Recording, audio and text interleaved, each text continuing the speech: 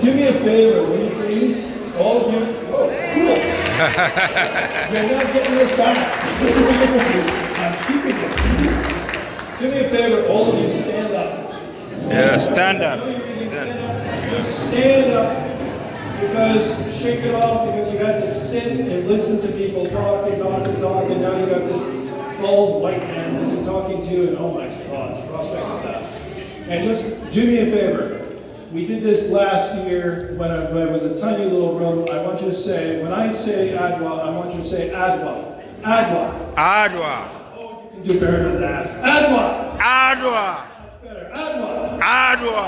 Much better. Much better. I'm going to ruin this poor clip. When I say Adewa, I want you to be able to say Adewa. Okay. I want to read you something because I want to confess something to you.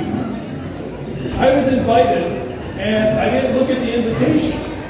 So the thing is, it said, oh, we want you to speak. And like in India, they're like, oh, I'm going to show up and I'm going to listen to Desmond Cole. I'm going to hang out and eat. And then this morning I go to look up the residence of where I'm supposed to talk. And he goes, oh, and we want you to talk.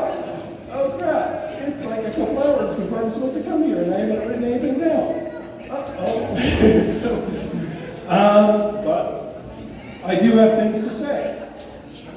And I'm going to read you this. This is from this little book. You can buy this in Addis. It's a wonderful book. Yes, I know. I have Raymond Jonas's Battle of Adewa too. But this is marvelous. There were no books in English on the Battle of Adewa years ago. Nothing. So I'm busy scrounging around, I'm busy writing Prevail, I'm trying to go, well, what help you? And I find this in a used bookshop. And it's brilliant. And in it, I will read you this, tiny little person competing with me over there. This is the call to arms. An enemy has come across the sea. He has broken through our frontiers in order to destroy the motherland and our faith. I allowed him to seize my possessions, and I entered upon lengthy negotiations with him in the hope of obtaining justice without bloodshed. But the enemy refuses to listen. He continues to advance. He undermines our territories and our peoples like a mole. Enough. Becca. With the help of God, I will defend the inheritance of my forefathers and drive back the invader by force. Turn. Of arms. Let every man who has sufficient strength accompany me, and he who is not, let him pray for us. He who malingers and remains behind will reckon with me, and I swear in the name of St. Mary that I shall show no mercy. My campaign is for October, and I expect the people will show up by the middle of October. So off you go to Adewa. Adewa. Very good. Can you keep this going? And so the thing is, this is the important part. Little teeny tiny person on the stairs. He further decreed that the peoples in far-off lands of Gojo, Dembia, Quora, sorry for my pronunciation, you know that I've got to learn my mark, Begabder, and all areas above Chicheo should assemble at Ashengi, and the peoples of Semi and Wakayat and Tegede were ordered to converge at Makele. What is my point? My point is that right on Twitter yesterday and the day before, I got to see tweets where they're having a bloody argument over who did more at Adewa. And they're going, one guy's going, well, Aromo Rasmukonin, and somebody says, no, Rasmukonin wasn't Aromo, he was in Para. And then somebody else is busy going on about Rasamula, of course, Tigray. And then somebody else weighs in and goes, well, what about the contributions of Afar? Which, yes, is there. But the problem is, they're missing the point. Because you all came together to fight the Pharyngean invader at Adewa. And it drives me insane. Because I'm not here to just celebrate with you. I am here to cause trouble. I know we're in a church, so part of my language, but I'm here to disturb the shit. Really. You have no idea. Because I have been angry for the past 2 years. 2 years. My friends invested in terms of this war, and the Ferengi were there mucking around, and now you gotta go on Twitter and see this infuriating video about Anthony Blinken and the other idiots over Nigeria going, vote in Nigeria, like one people in democracy and all this, and you're going, you guys don't learn. The enemy is still there. Your keynote speaker, Desmond Cole, is busy talking about racism. And as I point out in The Gifts of Africa, nice little plug there for my new book, black people don't even get the damn credit for doing what they did to stop slavery, to stop colonization. It was an African American who broke the story of the Belgian Congo. Tedros is trying to stop slavery. Menelik put out an edict to stop slavery. Haile Selassie put out an edict to stop slavery. Do they ever get any credit for that? No! So I am furious practically every day because they're still at it. And as some of you might know, I'm busy working on a new history of Ethiopia. And so, yes, I had to learn what I needed to do for Prevail. But now I gotta go back way centuries, back to Sarsadango, back to Ambassade. I'm going, holy crap, this is an epic. Wow. Well, that one should be its own movie. You could do a whole damn mini-series out of the mess of it.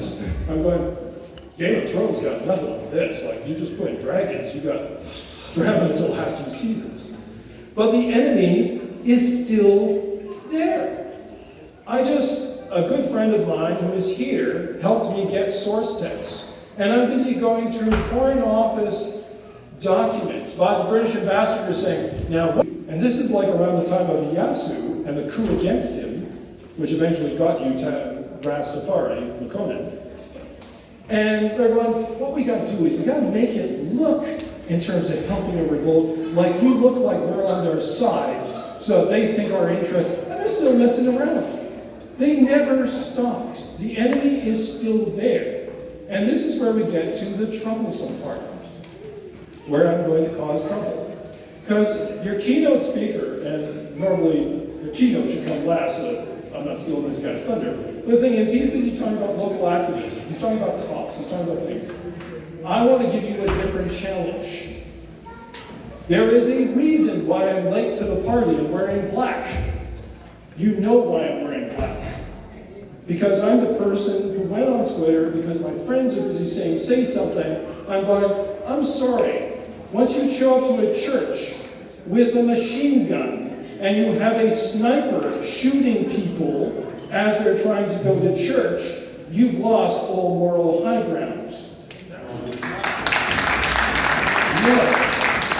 No, I am not a believer. I don't believe in God. I'm an atheist, sorry. But I'm studying the history of the country. The single biggest factor in shaping how the nation was built was the Ethiopian Orthodox Church. That's not opinion, that's fact. So the thing is, you go after the church, you got a real problem. And yes, you're trying to undermine a country. But it gets worse. A friend sends me a video yesterday, day before yesterday, on them bulldozing this woman's home. And she has her kids out there. One hyena attacks it and probably kills that child, and you're going, what the hell is going on? Where they're bulldozing homes outside Addis Ababa.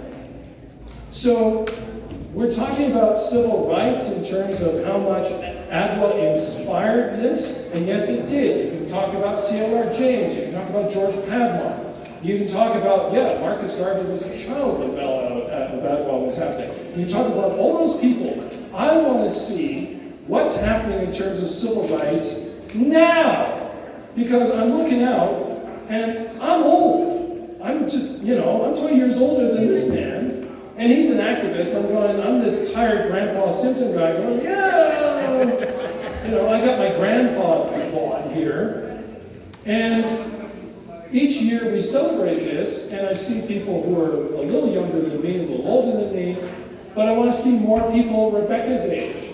I want to see more young people because that's how you keep the legacy alive. Otherwise, it fades away. But the whole point of the Battle of Adewa is, okay, you won this victory. These people bought you the time and the freedom so that you could go forth and build. It's no good just to say, okay, yeah, we beat them this time. Not if freaking Antony Blinken is messing around with your affairs through a war for 2 damn years. And then it's wall-to-wall Ukraine, and you guys know that I'm on the side of Ukraine, but it's wall-to-wall Ukraine, and they made a whole big deal about the Tigray famine, and beat you over the head with it, knowing that it was a lie, and we can prove it's a lie. And then there are people on Berena who are genuinely starving. Where the hell are they for them? So, thank you. My challenge to you is, please, I know that all of your hearts are here, but you leave part of your heart behind back home. I want to see what's happening there now needs a new civil rights movement. It needs you, little young people there, young people at the back, to pick up the reins and do the very thing that this gentleman is talking about over there. Nobody's asking for regime change. Nobody's asking for violent revolution. But somebody's got to march. Somebody's got to protest, just as you did. Just as those great days where we had, in terms of the support for the church come out, you could see, what was it, thousands? How many were out there for that, those 3 days? They came out. We need that now, because if you were in a country where you can't even go to Addis, you can't even go to your capital, you can't move freely, what the hell is that? What did they fight for? What did all of them come together to fight for at Adewa, if not that kind of freedom? So yeah, I'm here to cause trouble. I'm here to say, because my friends write to me and go, what are we going to do? Say something. And I'm supposed to be fading away into the sunset. I did my job, I reported, I made my statements. Pretoria happened, and people used to write me and say, okay, we're going to celebrate Addis when this is all over. Does anybody feel like celebrating after Pretoria? You still have Wakayat.